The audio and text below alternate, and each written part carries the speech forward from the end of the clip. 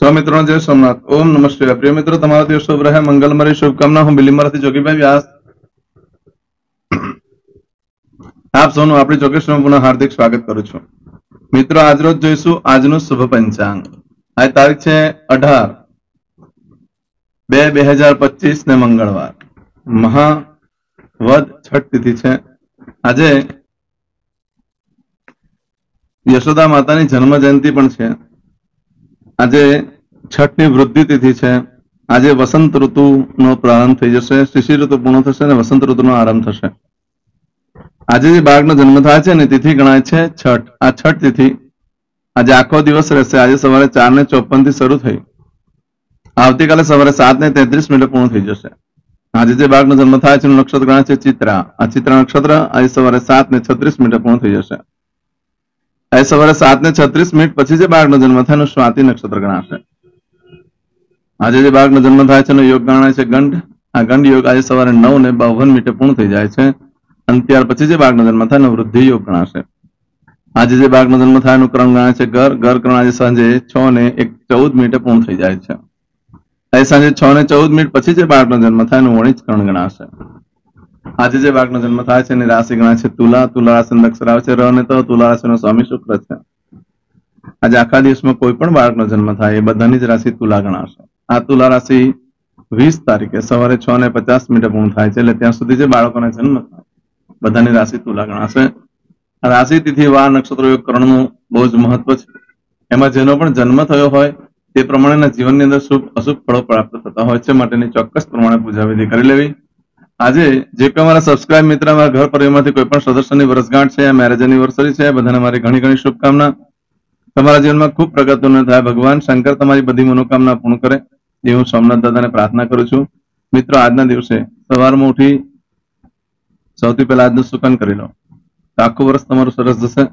આજના દિવસે મારા સબસ્ક્રાઇબ મિત્ર, મારા ઘર પરિવારમાંથી કોઈ પણ સદસ્ય આજે કોઈ જગ્યા પર ઇન્ટરવ્યુ આપવા જઈ રહ્યા છે, કોઈ નોકરી ધંધા માટે જઈ રહ્યું છે, કોઈ પરીક્ષા આપવા જઈ રહ્યું છે, આજે કોઈ ધર્મક્ષેત્રની યાત્રા માટે જઈ રહ્યું છે, આજે કોઈ જાન લઈને જઈ રહ્યું છે, આજે કોઈ વિદેશમાં જઈ રહ્યું છે, આજે કોઈનું ઓપરેશન હોય, ડિલિવરી હોય, છઠ્ઠીની પૂજા હોય, આવા કોઈ પણ કાર્ય તમે કરવા જઈ રહ્યા છો તે કાર્યમાં તમને દિવ્ય સફળતા પ્રાપ્ત થાય એવી હું સોમનાથ દાદાને પ્રાર્થના કરું છું। મિત્રો, આજના દિવસે કોઈ પણ કાર્ય કરવા માટે જાઓ છો તો સૌથી પહેલા આજનું સુકન કરીને જવું। આજનું સુકન કરીને જશો તો કાર્યમાં સારી સિદ્ધિ પ્રાપ્ત થશે।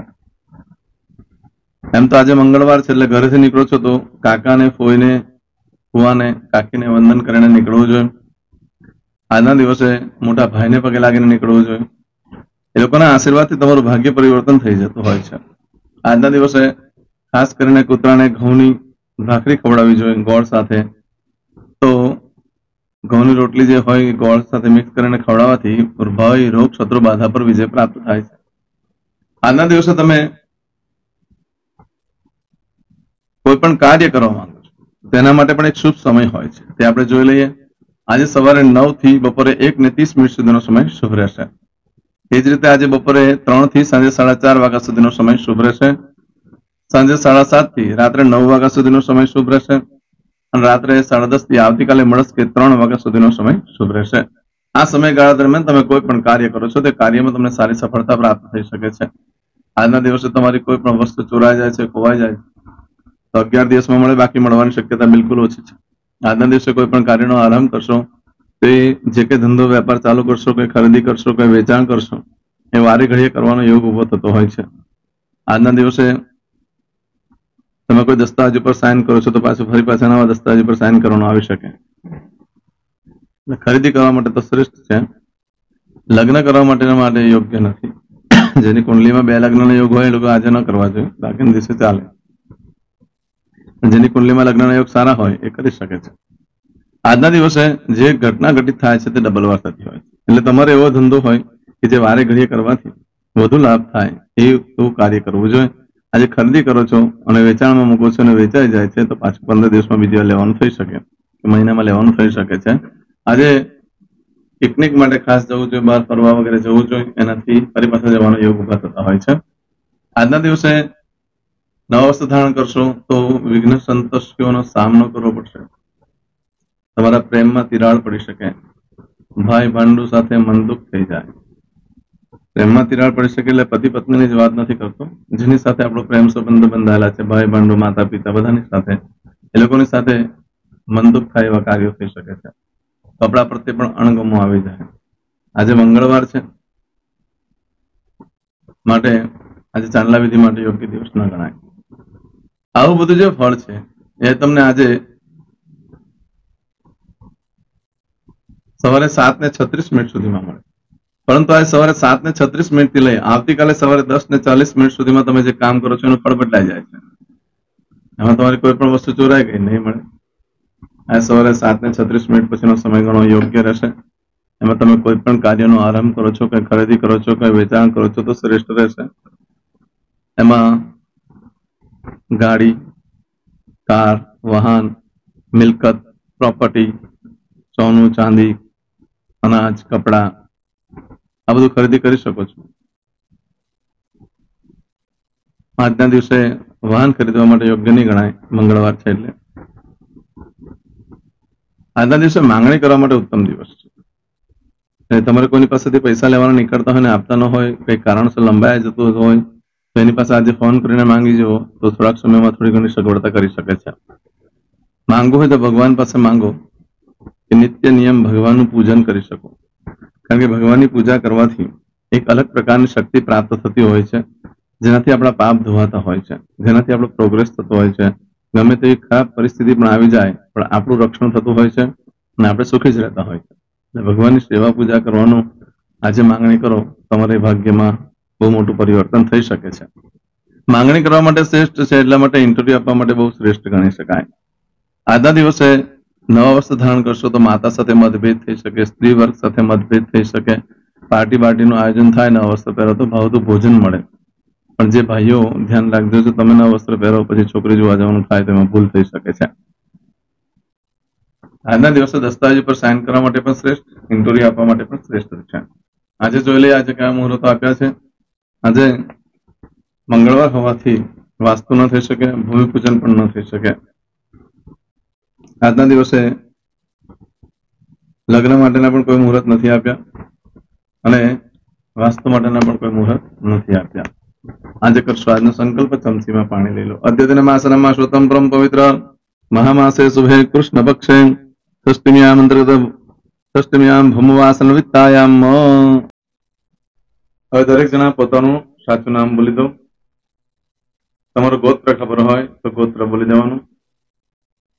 પછી બોલવાનું છે અહમ, મમ, આત્મન, શ્રુતિ, સ્મૃતિ, પુરાણોક્ત, પુણ્ય, ફલ, પ્રાપ્તિ, અર્થમ, અપ્રાપ્ત, લક્ષ્મી, પ્રાપ્તિ, અર્થમ, પ્રાપ્ત, લક્ષ્મી, ચિરકાલ, સૌ, રક્ષણાત્મક, લોકેવા, સભાયામ, રાજદ્વારે, વ્યાપારે, વિદ્યા અભ્યાસે, દેશે વિદેશે, સર્વત્ર, યશ, કીર્તિ, વિજય, લાભાદિ, પ્રાપ્તિ, અર્થમ, મમ, અખિલ, કુટુંબસ્ય, આયુ, આરોગ્ય, ઐશ્વર્યાદિ, પ્રાપ્તિ, અર્થમ, મમ, જન્મ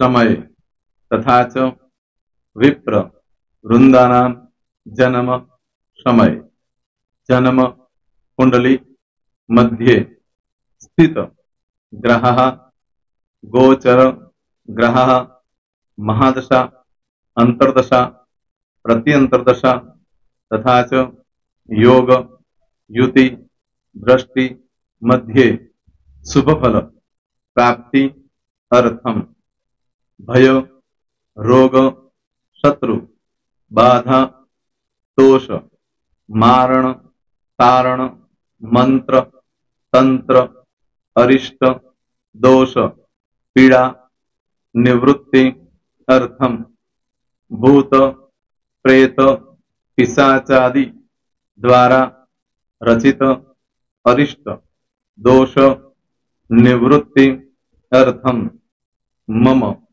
શકલ મનવાંછિત ફલ. હવે તમારા મનમાં જે કઈ ઈચ્છા હોય તે બોલી જવાનું.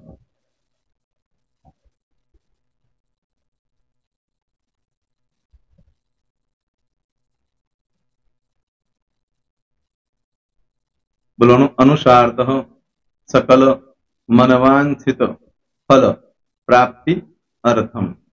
હવે જે બરકતની પૂજા વાળા છે એ લોકો તો આ બધું બોલવાનું જ હોય છે, એ લોકો માટે કોઈ સ્પેશિયલ નથી.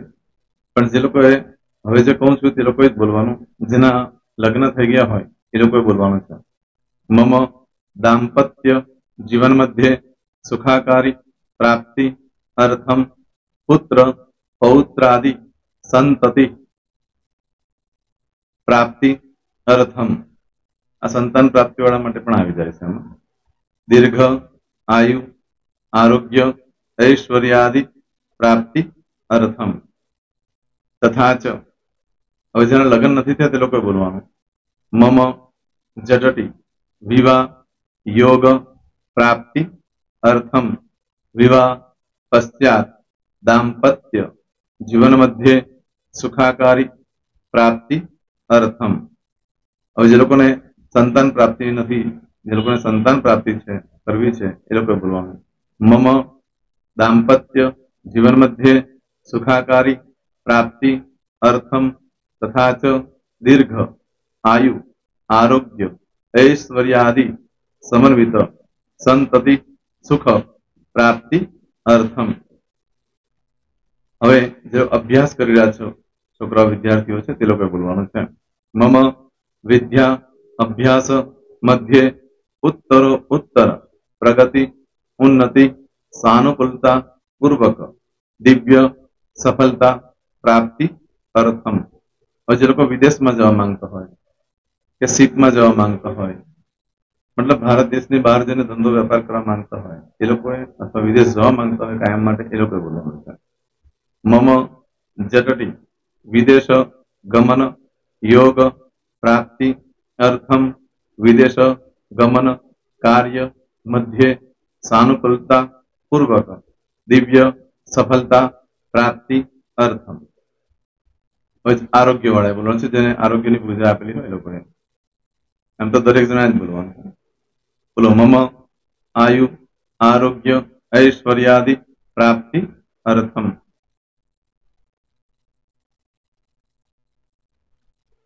હવે દરેક જણા બોલવાનું. સકલ મનવાંછિત ફલ પ્રાપ્તિ અર્થમ અદ્ય દિને પ્રધાન દેવતાનામ નિત્ય દિન અનુસારતઃ પૂજન અર્ચન કર્મણિ અહમ કરીશ્યે. પાણીવાળી થાળીમાં પાણી મૂકી દેવાનું છે. હવે તમારી બધી પૂજા જે મેં આપેલી છે એ પૂજા થઈ જાય, અથવા તો તમે રોજ પૂજા કરતા છો મારી પાસેથી નથી લઈ ગયા, એ પૂજા થઈ જાય પછી ફરી પાછી ચમચીમાં પાણી લેવાનું. અહીંયા વિડીયોને સ્ટોપ કરી દેવાનું. પૂજા પતે એટલે પાછું આગળનું કરવાનું છે. અહીંયા વિડીયો સ્ટોપ કરી દેવાનું અને પૂજા પતે એટલે બોલવાનું છે. વિષ્ણવે વિષ્ણવે વિષ્ણવે નમો નમઃ વિષ્ણુ સ્મરણા સર્વમ પરિપૂર્ણ અસ્તુ. એતાની ગંધ પુષ્પ ધૂપ દીપ નૈવેદ્ય તાંબૂલ દક્ષિણા પ્રદક્ષિણા સહિત પ્રણુ મમ સકલ મનવાંછિત ફલ પ્રાપ્તિ અર્થમ પૂજન અર્ચન પ્રિયદાન ન મમ. પાણી મૂકી દેવાનું, પાછું પાણી લેવાનું. પૂજન અર્ચન બ્રહ્માર્પણમસ્તુ. નીચે જમીન પર પાણી મૂકો, એમાં આંગળી ઘસી કપાળમાં તિલક કરી દો. કપાળમાં જમીન પર પાણી મૂક્યું છે એમાં. ત્યાર પછી ભગવાનને કહેવાનું કે હે પ્રભુ, આજે પૂજા કરતા કોઈ પણ પ્રકારની ભૂલચૂક થઈ ગઈ હોય તો અમને ક્ષમા કરજો. અમે તમારા બાળક છીએ પ્રભુ, તમારો ખૂબ આભાર માનું છું. આજે મારી પાસે તમારી પૂજા કરાવી, મારી મનોકામના પૂર્ણ કરી. પ્રાર્થના કરી દો. જગ્યા પરથી ઉભા થઈ શ્રીનારાયણ ભગવાનને પાણી ચડાવી દો અને નિત્ય કર્મ જે કરતા હોય તે. જય શ્રી. તમારો દિવસ શુભ રહે, તમે અને તમારો પરિવાર સુખી રહે, સંપન્ન રહે, સુરક્ષિત રહે, એ ભગવાન સોમનાથ દાદાને પ્રાર્થના.